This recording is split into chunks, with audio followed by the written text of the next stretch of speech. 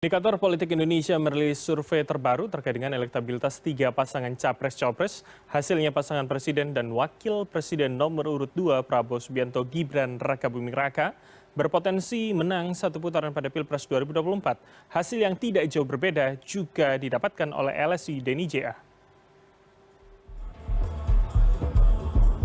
Pasangan Presiden dan Wakil Presiden nomor urut 2, Prabowo Subianto, Gibran Rakabuming Raka berpotensi menang satu putaran pada Pilpres 2024. Hal ini disampaikan peneliti utama Indikator Politik Indonesia, Burhanuddin Muhtadi, dalam paparannya yang disiarkan secara daring Jumat siang.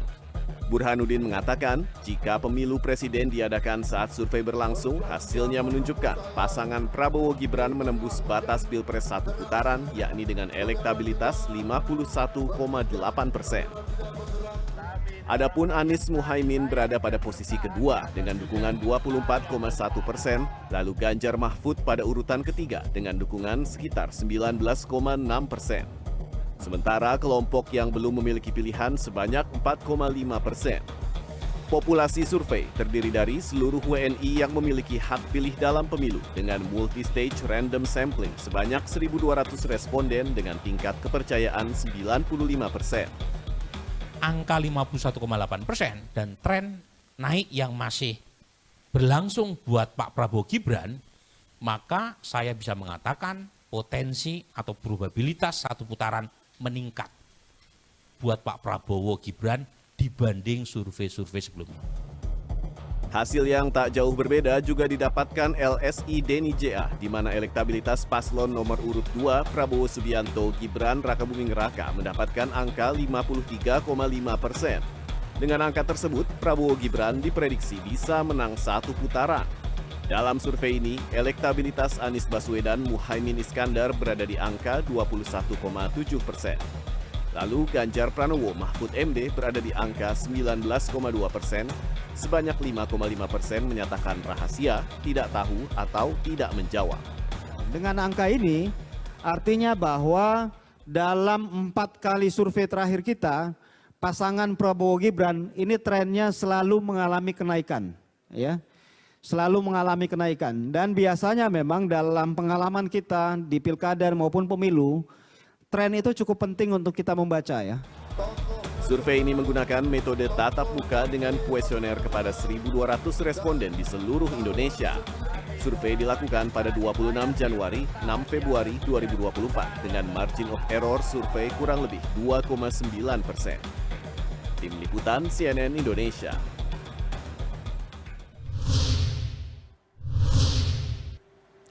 Jelang pencoblosan, sejumlah lembaga survei merilis data elektabilitas paslon Pilpres 2024 dan paslon nomor urut 2 Prabowo Gibran unggul dibandingkan dengan dua rivalnya Anies Muhaimin dan juga Ganjar Mahfud. Lalu apakah kondisi satu minggu jelang pencoblosan ini akan mampu menjadi gambaran pada hari H pencoblosan, atau bagaimana respon paslon terhadap sejumlah isu yang belakangan ini menjadi hangat juga mampu mempengaruhi persepsi publik atas para calon ini? Dan untuk menganalisanya sudah bersama kami Direktur Eksekutif The Political Literacy Institute yang juga pakar komunikasi politik Gun-Gun Herianto. Selamat malam Mas Gun-Gun, apa kabar?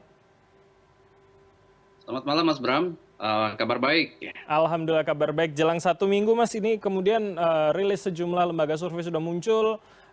Probabilitas satu putaran ini cukup menguat begitu narasinya. Jadi saya ingin masuk pada analisa Anda begitu. Apakah kemudian ketika tren ini dikatakan memang menguat, artinya bahwa dari sebelum debat itu berlangsung trennya sudah seperti ini dan semakin menguat, apakah kemudian yang kita lakukan, yang kita saksikan paling tidak dalam masa kampanye 75 hari ini sebetulnya tidak terlalu mengubah begitu soal elektabilitas ini? Iya, survei itu adalah metode ilmiah untuk membaca tren. Itu yang disebut dengan persepsi publik, ya. Dan ini kita hargai sebagai produk akademik. Contoh misalnya yang dipakai oleh teman-teman itu multi-stage random sampling. Dan tadi Aji ya dari LSI Indonesia bilang itu kan longitudinal, ya. Beberapa kali survei belakangan. Nah ini tentu ya, membaca tren itu karena sifatnya politik itu sangat dinamis, maka masih tersedia faktor lain yang harus dibaca. Ini namanya kan probabilitas perolehan suara. Dan kita sebagai para peneliti paham betul yang namanya probabilitas perolehan suara itu dimensinya tidak tunggal. Banyak faktor yang dibaca oleh teman-teman survei itu adalah tren yang kemudian diujikan ke responden, ya, apa yang kemudian responden kasih feedback, dan itu kemudian dibikin generalisasi dengan tingkat kepercayaan tertentu. Apakah kemudian ini memberi gambaran? Bisa menjadi gambaran, tetapi jangan jumping conclusion. Jangan kemudian menyimpulkan terlalu dini bahwa kemenangan satu putaran itu sudah pasti. Makanya kan tidak ada lembaga survei yang memberikan semacam garansi bahwa Prabowo Gibran akan menang satu putaran. Namanya probabilitas, Mas Bram. Sehingga kemudian kalau ditanya analisisnya, apakah ada faktor-faktor pengubah atau X-factor yang kemudian bisa mengubah persepsi halayak, masih tersedia. Contoh misalnya, Mas Bram ya, satu, dinamika isu yang masif eksesif, yang bisa kemudian menjadi faktor perusak terhadap persepsi publik hubungannya dengan kandidat 02 yang digadang-gadang surveinya melampaui 50% plus 1. Kemudian yang kedua, selain tentu isu yang terhubung dengan persepsi, itu adalah bagaimana penetrasi di injury time dari masing-masing pasangan calon dengan tim sesnya melalui pendekatan micro targeting yang kemudian masuk ke wilayah pemilih-pemilih baru. Sebut aja misalnya tadi, gimana Mas Pram? Saya ingin masuk di poin pertama terlebih dahulu, Mas Gun. Ketika hari ini memang dinamikanya sangat cepat sekali, paling tidak sejak kemudian deklarasi para guru besar di akhir Januari kemarin, diikuti oleh teman-teman mahasiswa pada minggu ini. Nah, apakah kemudian respon dari masing-masing paslon, dari tim ses, dari istana, ini akan mampu mempengaruhi publik melihat begitu mana pilihannya? Atau jangan-jangan isu seperti ini hanya termakan oleh kelas masyarakat di tertentu saja, tidak semuanya akhirnya bisa juga terdampak oleh dinamika ini, Mas Gun? Oke, betul ya. Pertama, bahwa isu yang masif, terutama menyangkut suara dari kampus, itu lebih banyak mengisi ruang persepsi masyarakat kelas menengah. Itu kenapa? Karena yang bergerak sekarang itu adalah para akademisi, ya, peneliti, guru besar, ya, termasuk juga mahasiswa. Itu rata-rata kelas menengah terdidik. Nah, sekarang kan ini masih sampai beberapa hari ke depan. Apakah kemudian nanti unsur nelayan, petani, buruh itu ikut serta dalam arus gerakan ini? Nah, ini kan juga harus dibaca sebagai faktor dinamis, sehingga kemudian mitigasi atas membesarnya peluang gerakan ekstraparlementer yang bisa kemudian memengaruhi persepsi pasti akan dilakukan oleh istana dan juga dimitigasi oleh tim ses pasangan 02, Mas Bram. Sehingga strategi manajemen konflik itu akan sangat menentukan apakah kemudian bola panas, ya, dari suara para akademisi itu punya rembesan ke bawah, artinya ke general public, masyarakat awam, atau hanya berhenti di kelas menengah terdidik.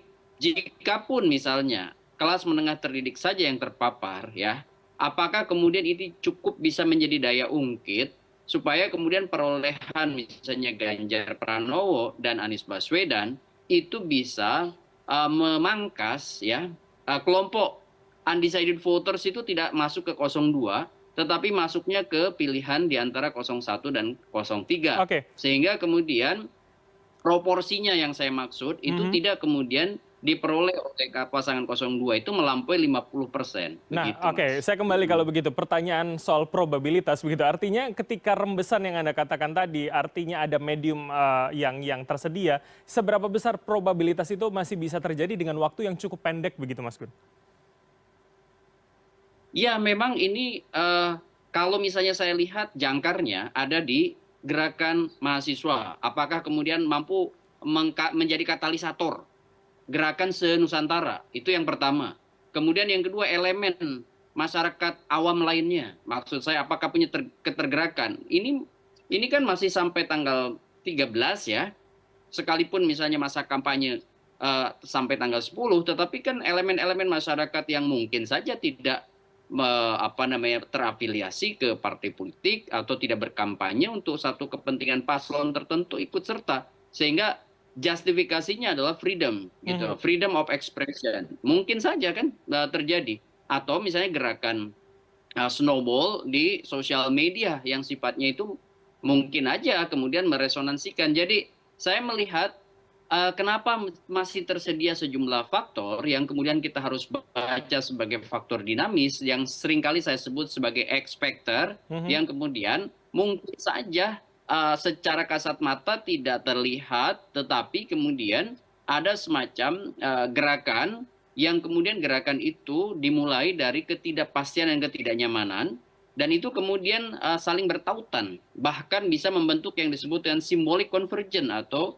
berbagi kesadaran. Nah, kalau misalnya itu muncul, maka hitungan jam, hitungan hari itu bisa kemudian kita lihat banyak sekali gerakan ekstra parlementer besar yang kemudian kerap kali terpengaruh oleh bukan hitungan hari atau bukan hitungan minggu begitu. Yang penting ada trigger yang kuat, dan apakah kemudian itu menjadi semacam agenda bersama. Nah, ini yang kemudian saya tidak ingin mengatakan juga bahwa gerakan para akademisi kampus itu akan berpengaruh besar jika kemudian berhenti dalam konteks misalnya ruang-ruang kampus, begitu Mas Bram. Baik.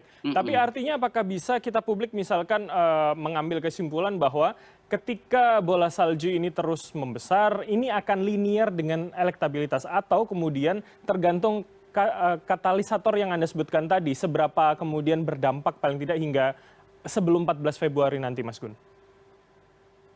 Nah, ini pertanyaan yang sangat relevan. Apakah katalisator itu kemudian juga sekaligus menjadi trigger bagi perolehan suara 01 dan 03, sehingga kemudian memperbesar naiknya persentase pilihan para pemilih ke mereka, sehingga kemudian kalau misalnya angka Pak Ganjar naik, sebut aja dari 19 misalnya ke 21, 22, prediksi saya sih mungkin akan di antara angka itu ya, sekitar maksimum itu 22. Kemudian Pak Anies misalnya bisa sekarang 24, 25 mungkin ya, probabilitasnya bisa terus meningkat di beberapa hari terakhir itu. Misalnya bisa aja kemudian sampai di 28, ya mungkin aja kemudian kan putaran kedua itu menjadi mungkin terjadi begitu. Ini kan prosentase yang sebenarnya margin of error-nya juga masih terbuka untuk berubah begitu Mas Bram. Oke, terakhir kalau begitu Mas, bicara lagi soal probabilitas, Anda mengatakan juga masih akan berubah.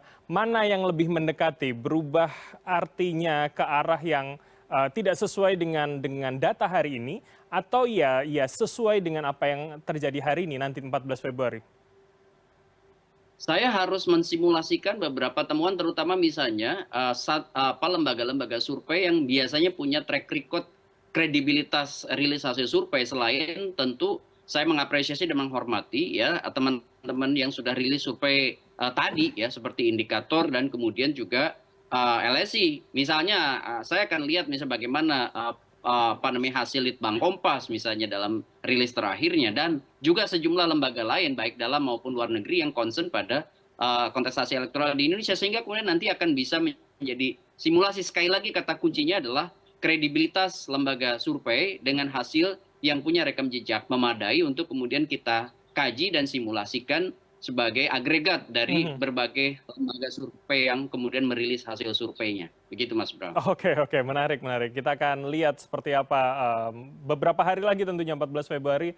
Kita akan lihat dinamikanya akan mempengaruhi atau tidak kemudian perolehan para paslon. Terima kasih. Ya, jangan sampai kemudian hanya semata-mata jadi bandwagon gitu. Jadi hasil survei harus kita telah secara kritis. Meskipun kita apresiasi, tapi apresiasi dengan sangat kritis, begitu Mas. Oke, saya setuju dengan narasi itu. Terima kasih Mas Gun Herianto atas waktu Anda, Direktur Eksekutif The Political Literacy Institute yang juga pakar komunikasi politik. Selamat malam, sehat selalu Mas Gun. Sehat selalu Mas. Ya.